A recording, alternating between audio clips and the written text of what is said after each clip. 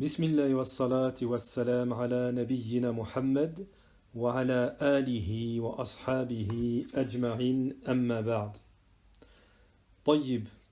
Donc nous allons reprendre Inch'Allah où le son avait coupé, c'est-à-dire à la fin du septième point concernant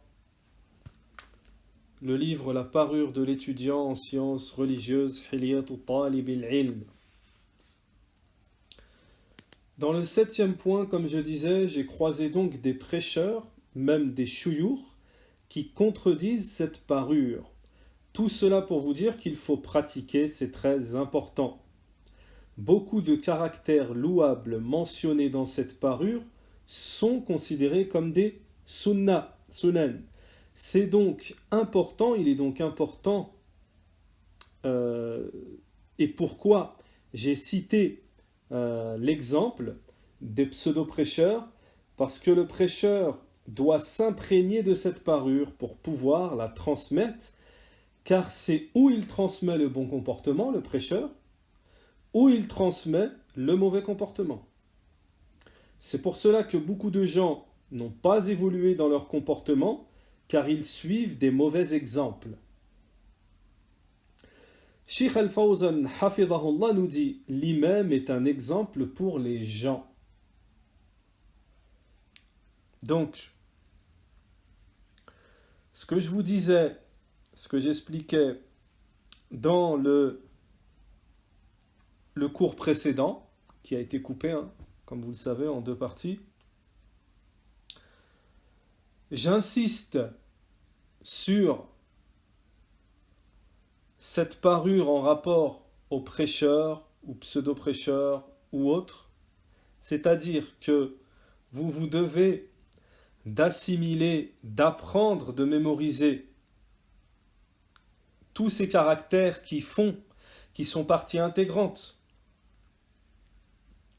du talibul ilm et du musulman en général. Et c'est avec ces caractères, avec tout ce contenu, tout ce qu'on est en train d'expliquer depuis le début, ça doit être pour vous un détecteur qui vous permet de savoir si vous pouvez prendre d'une personne ou pas. Pourquoi insister sur ce point ? Parce qu'aujourd'hui, cela fait partie de notre réalité, de notre contexte et de notre situation actuelle. Que la plupart des prêcheurs ou la plupart des étudiants transmettent un contenu dépourvu de cette parure. C'est-à-dire qu'en eux, ils ne véhiculent ni intérieurement ni extérieurement cette parure. Alors, qu'est-ce qu'ils sont en train de vous transmettre ?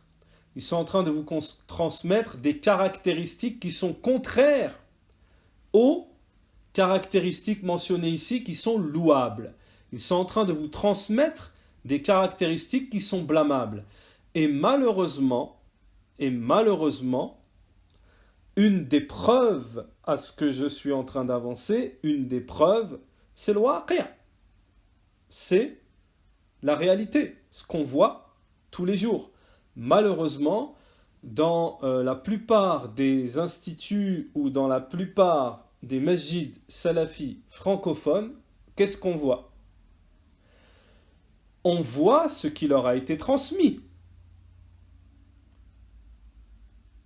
C'est-à-dire, on ne sent pas la convivialité, on ne sent pas la douceur, on sent de la froideur, on sent de la méfiance, on sent de l'observation, beaucoup de choses comme ça qui sont contraires à la parure de l'étudiant. Et vous allez voir qu'à la suite, on va expliquer certaines caractéristiques encore, on va récapituler certaines caractéristiques et vous verrez que nous sommes dans le vrai.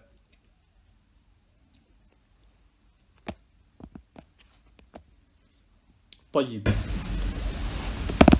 Donc par rapport à ces caractéristiques, il faut savoir que les exemples ne manquent pas. si vous suivez une personne qui a des caractéristiques, c'est-à-dire une personne qui va vous transmettre, qui n'a pas cette parure de l'étudiant, donc va vous transmettre des caractéristiques qui sont blâmables, sachez que ça peut aller jusqu'à l'égarement. Cette personne sera la cause, peut-être la cause de votre égarement. C'est pour ça que j'insiste, ce n'est pas des moindres, même si on peut penser que, j'insiste, ce n'est pas de la polémique, ce n'est pas du dénigrement, je vais vous donner des preuves concrètes. Des preuves que nous avons dans notre contenu, donc des preuves textuelles, et je vais vous donner là une preuve de la réalité de mes 20 ans et plus d'expérience, Inch'Allah, qui pourra vous servir dans ce domaine. Lorsque j'étais à l'institut de Cheikh Moqbala rahimahullah ta'ala, il y avait un cheikh dont je ne citerai pas le nom, que j'avais connu bien avant qu'il soit mis au devant de la scène et qu'il soit connu en tant qu'un des savants du Yémen. Donc je l'ai connu, il était encore étudiant. Naham, il était encore étudiant. De moi-même, j'avais constaté que le cheikh était très froid. Parfois il semblait hautain. Lorsqu'on lui passait le salem, il répondait très froidement. On passait devant lui dans la rue, c'est à peine s'il te regarde.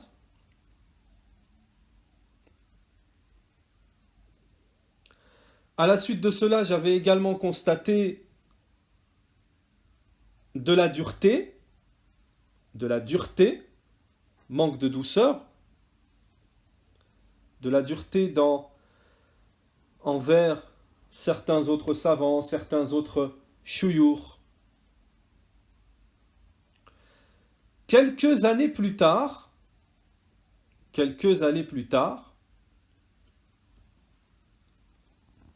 est arrivé ce qui est arrivé. À force d'acharnement dans un comportement avec des caractéristiques qui contredisent cette parure de l'étudiant. Qu'est-ce qui s'est passé? À force de parler sur des autres chouyours à tort, à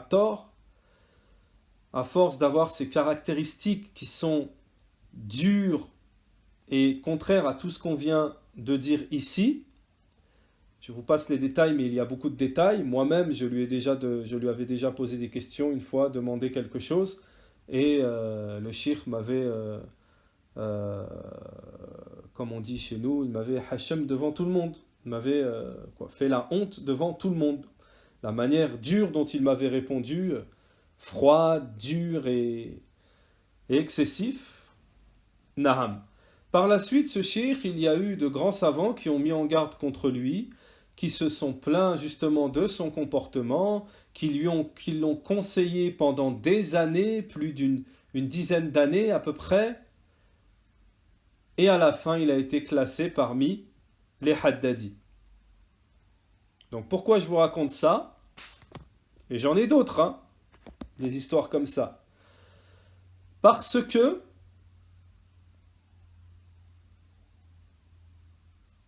au moment où le cheikh, juste avant qu'il soit déclaré en tant que mis en garde contre lui, en tant que Haddadi, il y a des gens qui étudiaient avec lui. Il y a des frères que j'ai même connus, des frères qui étaient même pas loin de notre quartier en France. qui ont étudié plusieurs années avec le cheikh. Ça n'a pas loupé. Ça n'a pas loupé. Le cheikh leur a transmis. Qu'est-ce qu'il leur a transmis, le cheikh? Il leur a transmis son virus. C'est-à-dire la haddadiyya déjà, le fait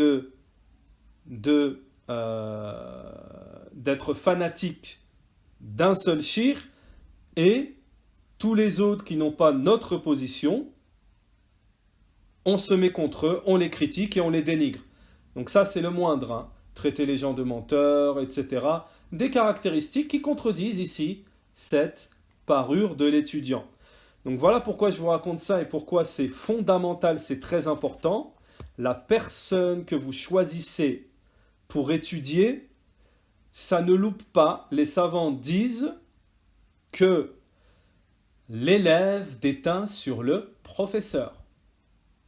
L'élève déteint sur le professeur.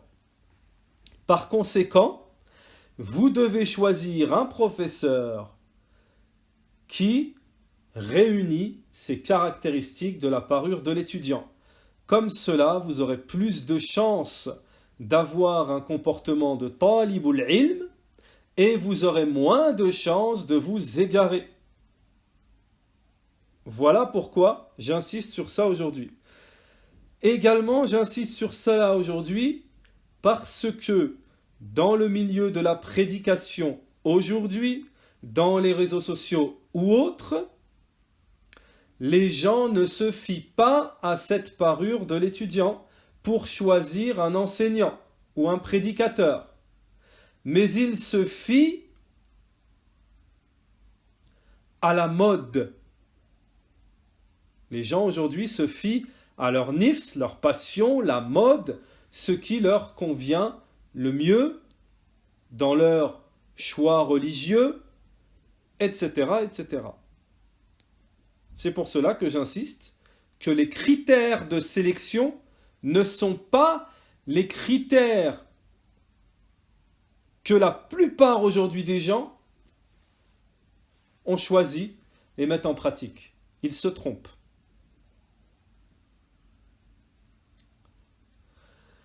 Taïb, donc j'espère, Inch'Allah, que tout le monde aura saisi l'importance de cette parure de l'étudiant, entre cette parure de l'étudiant et le choix du prêcheur, du prédicateur. Parce que sachez que c'est fondamental. Le prédicateur que vous allez choisir, c'est fondamental. Vous allez déteindre sur lui. Et s'il s'égare, vous risquez fortement de vous égarer avec lui. Ne croyez pas que ça n'arrive qu'aux autres. Je vais vous donner un autre exemple. Le dernier exemple que je vous donne.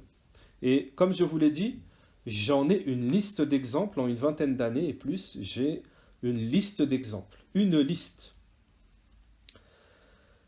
Il y a de ça peut-être plus d'une dizaine d'années, hein, voire 15 ans, hein, j'ai oublié. À une époque où il n'y avait pas beaucoup de sœurs, et là c'est encore moins aujourd'hui, de sœurs prédicatrices. Pour les sœurs, hein, enseignantes, dans la voie des salafs, pour les sœurs. On avait une sœur dans le 93, hein, dans l'arrondissement de la Seine-Saint-Denis, région parisienne. On avait une sœur à l'époque, hein, c'est lointain, qui était très moustafida, très instruite dans la religion, dans la voie des salafs. Elle donnait des cours, beaucoup de sœurs s'y rendaient à l'époque. Elle était même connue chez les ulama, en Arabie Saoudite. Un jour, elle a voulu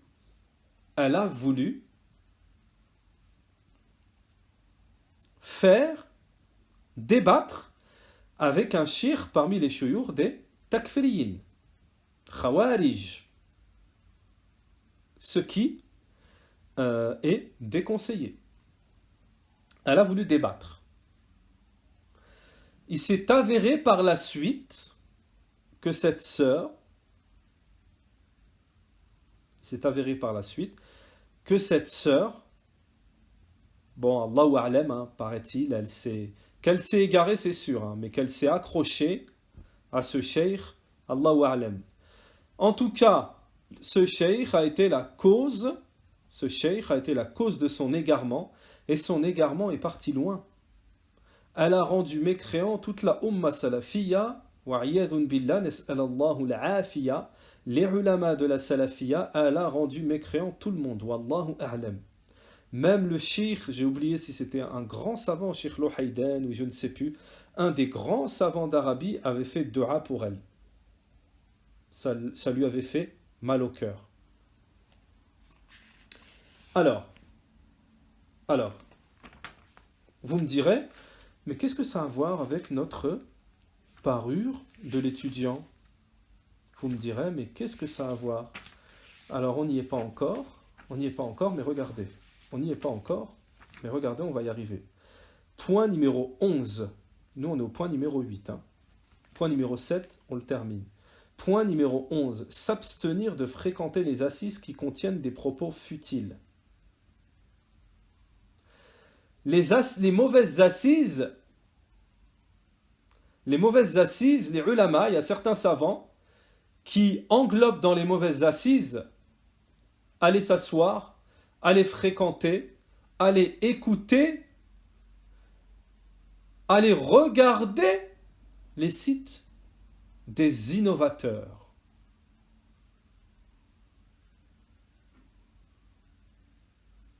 Naam. Donc si on pratique cette parure de l'étudiant, qui est un mukhtasar, c'est-à-dire un résumé, elle est complète en elle-même. On ne peut pas dire qu'elle englobe toute la religion, mais franchement, celui qui la met entièrement en pratique, il a gagné beaucoup. C'est un bouclier, c'est une arme pour le musulman. Taïb. Donc voilà pour ce 7e point. Également pour terminer, allez, on va rajouter encore, également pour terminer. Pourquoi j'insiste? Vous allez me dire, il parle beaucoup de prêcheurs, pourquoi j'insiste? Parce que, comme on l'a dit, hein, la parure de l'étudiant. La référence ici, la première référence ici, on fait allusion à l'étudiant. Les gens, ils vont se calquer sur qui? Sur quelqu'un qui est parti étudier chez les ulama. Quelqu'un qui est parti étudier chez les ulama, il est censé venir nous abreuver de cette parure. Alors pourquoi j'insiste? Parce que je vous demande de faire attention. Je connais même des étudiants que j'ai rencontrés, ils ont des magistères en Arabie, ils sont restés 10 ans avec les grands savants. Quand tu vas lui faire salam alaykoum mon frère pour lui courir dans ses bras, il te regarde de haut en bas, qu'est-ce que tu veux? Un frère, talib al-ilm, na'am, avec ce que je viens de vous citer, hein, magistère, etc., très connu en France, un des prédicateurs. Je l'ai rencontré chez Mohammed ibn Hadi al-Madkhali lors d'un cours du cheikh en Arabie. Comme je l'ai connu avant qu'il soit étudiant, petit jeune à l'époque qui vendait des sitars, des gants pour les sœurs, on allait chez lui, naham, peut-être il a oublié.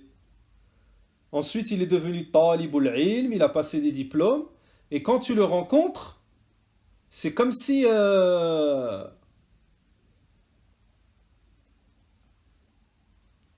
il n'aurait souhaité ne pas te rencontrer. Wallahu a'lam. Alors pourquoi je vous raconte ça? Je ne dénigre pas, je n'ai pas dit de nom ni quoi que ce soit. Je vous raconte ça pour ne soyez pas contaminés. Ne soyez pas comme ça. C'est pas l'islam. C'est pas la voie des salafs et ce n'est pas la parure des étudiants, de l'étudiant.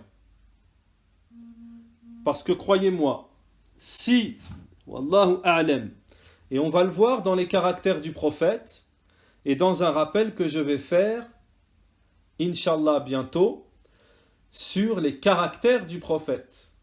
On verra que le prophète ne rejetait pas les gens. Le prophète ne méprisait pas les gens. Et si cela aurait été le cas, comment l'islam aurait été propagé si on était tous comme ça? Comment les gens se convertiraient si on était tous comme ça? Mais malheureusement, à notre époque, aujourd'hui, on est comme ça. Et les preuves ne manquent pas à cela. Naham.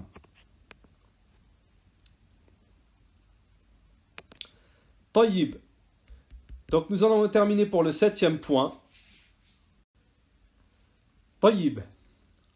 Donc le point numéro 8 sort né du muru'a. Donc le muru'a sort né du muru'a. Le muru'a qui est tout ce qui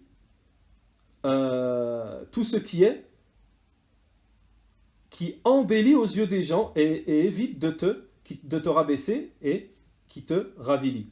S'orner du muru'a et de tout ce qui y conduit, comme les nobles comportements, avoir un visage souriant, répandre les salutations, supporter les gens, la fierté dénuée d'orgueil, la dignité dénuée d'autoritarisme, la grandeur d'âme dénuée de tout militantisme et enfin la véhémence dénuée d'ignorance. Alors, par rapport à ce 8e point qui est complet en lui-même, je vais vous donner une faïda. Je vais vous donner une faïda par rapport à ce point.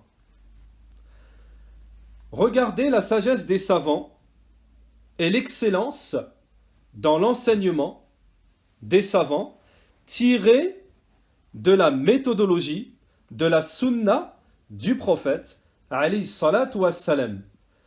J'explique. Vous constaterez que le cheikh, d'abord il mentionne les caractères louables de la parure de l'étudiant. Puis à la suite, pour ne pas laisser les gens avec la moitié de la science pour leur donner la science complète, à la suite il mentionne les caractéristiques contraires à ces caractéristiques louables, c'est-à-dire les caractéristiques blâmables. Je relis pour que vous compreniez. S'orner du muru'a et de tout ce qui y conduit, c'est-à-dire les bons comportements. Comme les nobles comportements, avoir un visage souriant, répandre les salutations, supporter les gens. La fierté. Ensuite, le cheikh nous mentionne les caractéristiques contraires à cela, blâmables, l'orgueil, l'autoritarisme, le militantisme, le hizbiya et l'ignorance. Donc ça fait partie de la méthodologie des salafs, la sunna du prophète, alayhi salatu wassalam, de donner la science entière et non de donner la science à moitié. Les savants ont une règle qui se nomme « وَبِضِدِّهِ تَتَبَيَّنَ الْأَشْيَاء ». C'est par le contraire d'une chose qu'une chose s'éclaircit. C'est pour cela que lorsqu'on enseigne le tawhid, on enseigne en même temps le polythéisme également. C'est également pour cela que dans un hadith, il a été mentionné que Hudayfa ibn al-Yaman, radiyallahu anhu, disait, les gens demandaient au prophète, alayhi salatu wassalam, tout ce qui concerne le bien, et moi, je demandais au prophète tout ce qui concerne le mal, de peur qu'il ne m'atteigne. Naham. Donc ça, c'est très important.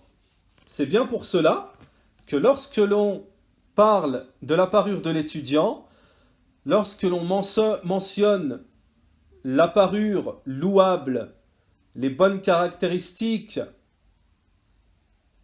les bons caractères, tout ce qui est louable et tout ce qui fait partie du comportement de l'étudiant en sciences, également du musulman, vous constaterez que dans un même temps, les savants mentionnent dans un même temps les caractéristiques contraires à la parure de l'étudiant. Les caractéristiques qui peuvent être blâmables, voire haram, interdites, voire détestables, voire permises, mais inconvenables. Et c'est pour cela qu'on est obligé de citer des exemples. Car les exemples aujourd'hui ne manque pas. Le neuvième point, c'est tirer avantage des attributs de la virilité. Tirer avantage des attributs de la virilité. Donc, ce neuvième point, il y a un frère, Jazallahu khayran, qui m'a mentionné qu'on n'avait pas donné assez d'informations sur ce neuvième point qui est la virilité. Rujula. Il est vrai que Cheikh Al-Uthaymin ne s'étale pas sur ce point, mais Inch'Allah, nous allons donner une petite explication de Cheikh Al-Uthaymin avec une faïda du Cheikh Abdelrazak Al-Badr. Naam. Cheikh Al-Uthaymin rahimahullah nous dit: ceci est un complément du contenu précédent, c'est-à-dire la virilité vient compléter al-muru'a, qui est le 8e point, le point précédent, que sont les caractéristiques qui embellissent l'étudiant en sciences. Il nous dit: ceci est un complément du contenu précédent parce que se paraît s'orner des attributs de virilité fait partie de al-muru'a. Celui qui se met au niveau des hommes dans le sens du mot homme, alors il aura ces choses-là: le courage, la bravoure face à la vérité, les nobles caractères. Il déploie ses efforts dans le bien, il déploie ses efforts dans la vérité, c'est-à-dire qu'il soit fort patient dans ce qu'il subit de persécutions et autres par rapport à la vérité. Il déploie ses efforts dans le bien, comprend l'argent, les biens, le rang et la science au service du bien. Voilà ce que nous dit Cheikh Al-Uthaymin sur ce 9e point. Cheikh Abdelrazak Al-Badr, je me souviens, dans son explication de Hilyat al-Talib al-Ilm, la parure de l'étudiant, Cheikh Abdelrazak Al-Badr, sur la virilité, il nous donne un exemple. Il nous dit: c'est comme les hommes qui restent à la maison avec les femmes au moment de la prière. C'est comme les hommes qui restent à la maison avec les femmes au moment de la prière. Cela n'est pas l'attribut de virilité. Cela est contraire à l'attribut de virilité. On peut donner encore un autre exemple, pour ceux qui veulent encore un autre exemple de ce qui contredit la virilité: rujula, le courage, la bravoure face à la vérité, les nobles caractères. Il est mentionné dans la biographie du prophète alayhi salatu wassalam qu'il y avait un homme, lorsque se produisit une guerre, une expédition pour la guerre, cet homme était resté avec les femmes et les enfants. Il n'avait pas combattu, il s'était caché auprès des femmes et des enfants. Donc ça, ce sont des exemples de choses qui contredisent al-murwa, c'est-à-dire, qui contredisent al-rujula, qui contredisent la virilité, le courage et la bravoure. Naham. Ensuite, nous avons dans ce récapitulatif le 10e point qui est le fait de délaisser l'opulence. Délaisse l'opulence, ne fait pas d'excès dans le luxe et le confort. Alors, j'ai une faïda ici à propos de ce 10e point.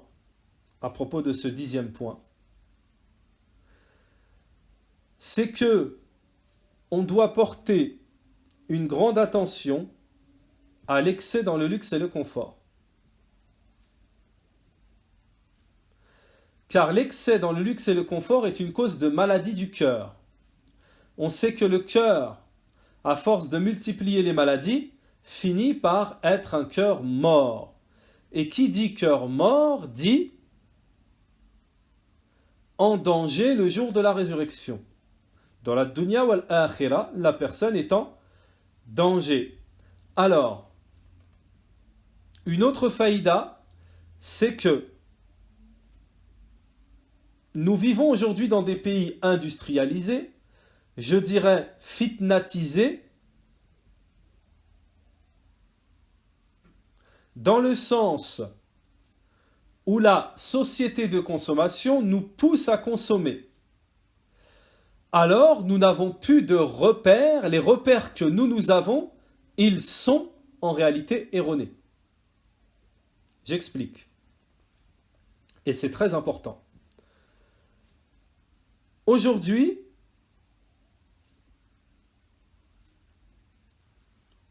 il se peut que ce que nous considérons comme un minimum de consommation, que ce soit dans la nourriture, que ce soit dans les vêtements, que ce soit dans l'habitat, que ce soit dans la monture, dans le moyen de locomotion, ce que nous considérons comme un minimum peut être en réalité, cela peut être en réalité un excès dans le luxe et le confort. Je vais vous donner un exemple. Aujourd'hui, beaucoup de gens, achètent des paires de chaussures, de baskets ou des vêtements ou autres, juste pour acheter.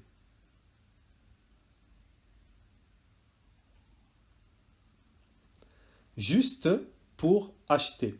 Il se peut que cette personne, le prix, l'excès qu'elle a fait dans ce vêtement ou autre, chaussures, baskets, il se peut qu'elle aurait pu acheter quelque chose de moins cher, de convenable pour elle, et elle aura pu acheter 2 autres paires. Ça veut dire, pour le prix d'une, elle aurait pu acheter 3 paires, une pour elle, et 2 paires pour faire sadaqa. C'est un exemple. Également, aujourd'hui, si on constate la quantité de nourriture que nous mangeons, on va prendre un exemple plus précis pour bien se situer dans ce que je veux expliquer. Par exemple, aujourd'hui, on va prendre l'exemple du sandwich shawarma, le grec, sandwich grec, qui contient presque une quantité énorme de viande. Hein, une quantité énorme de viande. Et si vous le comparez, alors nous, on n'a plus du tout la notion de quantité. Hein. En vêtements, en tout ce que je viens de citer, on n'a plus du tout la notion de quantité. On est perdu. Si on compare ce sandwich rempli de viande, ou notre assiette, on la compare au shawarma, le grec, que j'ai connu au Yémen.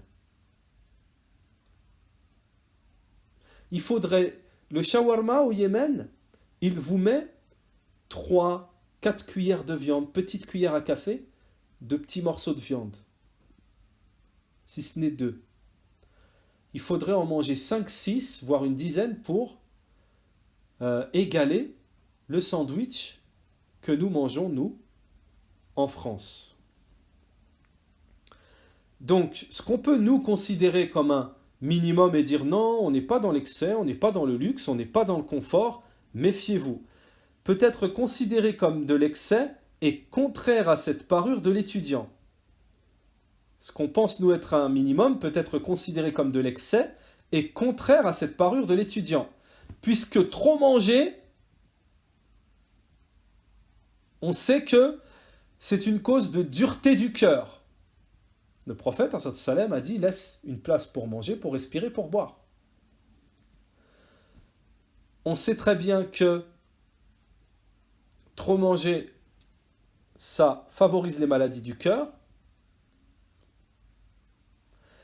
c'est-à-dire ça favorise la paresse, qui est une maladie très dangereuse, ça favorise l'avarice, qui est une maladie également très dangereuse, et ça favorise également le fait d'être hautain, se sentir supérieur aux gens. Ça favorise la grande consommation également, favorise le fait de s'étonner de soi-même, de s'admirer. De s'admirer. Il faut faire très attention aux maladies du cœur et l'excès dans le luxe et le confort, c'en est une cause. c'en est une cause. Et je n'ai pas besoin de vous citer l'exemple des ulama, que ce soit Sheikh al-Uthaymin qui vivait dans une maison en terre, le gouverneur voulait lui construire une maison, il ne voulait pas, il refusait, que ce soit Sheikh Ibn Baz qui tous les fins de mois n'avait plus rien parce qu'il donnait tout aux autres, que ce soit Sheikh Muqbil rahimahullah également qui vivait dans une maison en terre, qui n'avait rien et qui donnait tout à ses étudiants pour la da'wah. Donc ceux qui vous disent, qui veulent vous faire croire avec ces ambiguïtés, qui n'ont servi qu'à semer le feu et à faire couler le sang, à mettre la communauté à feu et à sang, avec leurs ambiguïtés de les ulama ceci, les ulama du palais, les ulama ceci, les ulama cela, moi qui les ai plus ou moins côtoyés, qui a assisté à cela, je vous dis que c'est faux. Je vous dis que cela est faux. Naham. Les ulama veulent tellement ressembler aux salafs, imiter les salafs, qu'il y a des gens qui disent, il y a certains savants de notre époque, on aurait dit qu'ils vivaient à l'époque des compagnons. Et si l'excès de luxe et de confort était utile pour le musulman, le prophète alayhi salatu wassalam aurait été le premier à vivre dans le luxe et le confort. Et je n'ai pas besoin de vous rappeler comment vivait le prophète alayhi salatu wassalam. Il y a des compagnons qui ont pleuré lorsqu'ils ont vu comment vivait le prophète alayhi salatu wassalam. Donc attention au luxe et au confort qui vous contamineront par des maladies. Et quel est le rapport, vous me direz ici, dans le talibul ilm? Parce que c'est le 10e point. Qu'est-ce qu'il fait là, ce point? Tiens, le luxe, le confort, ça a quoi à voir avec talibul ilm? Ben, ça a à voir que si tu es touché par ces maladies qu'on vient de citer, tu ne prendras pas ton sac à dos avec, allez, je suis gentil, 100 € en poche, et tu partiras étudier dans un pays, Mauritanie, Yémen, Égypte. Tu ne le feras pas. Parce que tu es habitué, tu es contaminé par le confort, etc., etc. Tout ce qu'on vient de citer.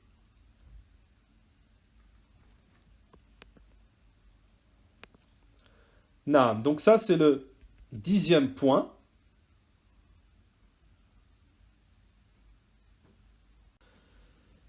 Donc le 11e point, s'abstenir de fréquenter les assises qui contiennent des propos futiles. Ne mets pas les pieds dans les demeures de ceux qui s'adonnent aux choses répréhensibles et qui enfreignent les règles de la bienfaisance tout en manifestant une indifférence totale. Si tu fais cela, tu commets un grand méfait contre la science et les gens de science. Alors, il y a une faïda ici à retenir. Je ne vais pas en dire plus parce que on a beaucoup détaillé avec Sheikh al-Uthaymin ce point, le point numéro 11. Mais il y a une faïda ici qu'il faut quand même connaître. C'est la fin de la parole de l'auteur lorsqu'il dit « Si tu fais cela, tu commets un grand méfait contre la science et les gens de science. » Ce qui signifie que l'étudiant en science, par rapport à son comportement, et ses fréquentations, là où il va s'asseoir, et tout ce qui englobe cela, il peut nuire aux gens, à la science et aux gens de science. Donc la faïda, c'est quoi? Ça signifie que l'étudiant, il est un exemple et une référence. Il doit donc être irréprochable. Le 12e point, s'éloigner de l'agitation. S'éloigner de l'agitation, se préserver du bruit et de l'agitation, car l'erreur se cache derrière le tumulte, sans compter le fait que cela va à l'encontre du comportement de l'étudiant. Également, vous constaterez que les savants de la sunna, donc là je vous donne une faïda par rapport à ce 12e point, également vous constaterez que les savants de la sunna, les chouyours et les étudiants, dignes de ce nom raisonnable, n'entrent jamais dans les fitanes, Au contraire, il les évite. On n'a jamais vu Sheikh Al-Fawzan, par exemple, tomber ou être mêlé à une fitna. Alors que plus d'un ont essayé de tirer les savants dans la fitna. Mais les savants, ils coupent court à la fitna. Ils n'entrent pas dans l'agitation, ils n'entrent pas dans les troubles.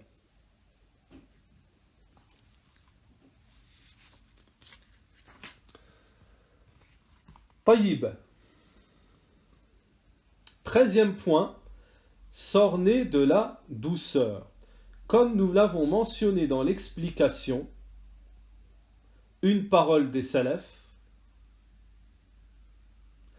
toutefois qu'une chose est ornée de la douceur, elle l'embellit. Et toutefois qu'elle en est dépourvue, elle l'enlaidit.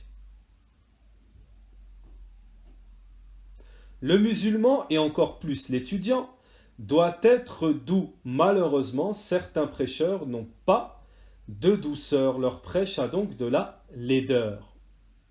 Ça, c'est des fawaïd que je vous apporte en plus.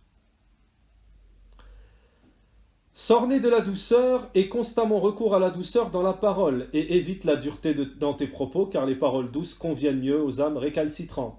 Les preuves du livre de la Sunna concernant ce sujet sont très nombreuses. Naham. Point numéro 14, prendre le temps de réfléchir. S'orner de la réflexion car celui qui prend le temps de réfléchir finit par comprendre. On dit, prends un peu de recul et tu comprendras. Fais attention au vocabulaire que tu utilises et à ta façon de t'exprimer. Réfléchis sur la forme et le ton de ton discours que tu vas employer afin que cela soit plus propre à la transmission de ton message. Une faïda à propos de ce 14e point. Alors quand on a des prêcheurs ou pseudo-étudiants qui blessent, qui vexent, qui jugent, qui dénigrent dans leur prêche, c'est qu'ils ne réfléchissent pas, mais qu'ils s'empressent. Pour certains, la façon de s'exprimer est choquante. C'est aussi valable pour les gens, parmi les gens du commun. Le 15e point, s'orner de l'endurance et de la certitude. Car le comportement, la manière d'être, le langage sont des caractères déterminants. Donc ça, avant de commencer le 15, j'avais oublié de dire, j'ai annoté ici une faïda. Car le comportement, la manière d'être, le langage sont des caractères déterminants dans l'image qu'ont les gens extérieurs à l'islam et peuvent être une cause ou de conversion ou d'éloignement. Le 15e point, s'orner de l'endurance et de la certitude. Orne-toi de l'endurance et de la certitude, particulièrement lors des afflictions ou des choses importantes comme la patience lors de l'apprentissage et l'endurance lors des longues heures passées à acquérir le savoir auprès des savants, car celui qui endure prospère. Donc ça, c'est clair. Celui qui patiente dans le talab al-ilm, ça lui sera avantageux, ça lui sera profitable et il progressera, il prospérera, hein, contrairement à celui qui n'est pas patient, qui s'empresse, qui abandonne, etc., etc. Lui, il ne va pas prospérer, il va stagner. Il va stagner. Le shaitan, des fois, il te fait croire que tu avances, tu progresses, et en vérité, tu stagnes. Donc, faire très attention à tout ce qu'on a mentionné ici. On a essayé de faire un petit récapitulatif. Donc, on va se contenter de ça, incha'Allah. سبحانك اللهم وبحمدك وأشهد أن لا إله إلا أنت وأستغفرك وأتوب إليك وصلى الله وسلم على نبينا محمد وعلى آله وأصحابه أجمعين.